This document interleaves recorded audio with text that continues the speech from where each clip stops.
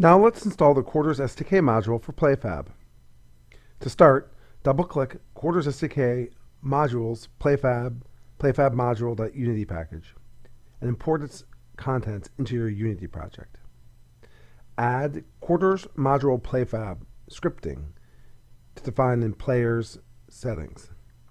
To do this, go to Edit, Project Settings, Players. The Player setting panel will open up in the Inspector panel. Select the platform you need. In this example, we are selecting Android and then expanding the Other Settings section. Scroll down to Scripting Defined Symbols and add Quarters Module PlayFab in the text field. Remember that if you're supporting more than one platform, you need to add the Quarters Module PlayFab scripting defined to each platform tab in Player Settings. Open Quarters SDK modules PlayFab Quarters Play Fab module server.txt. Edit the server token and the app address variables to contain respectively the server token and the Ethereum address of your app on the Quarters developer dashboard.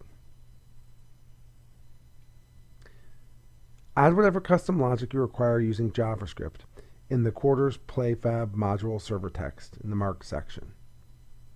This step is critical. Custom logic must be used, otherwise any client-side request will transfer Quarters out of the Quarters app.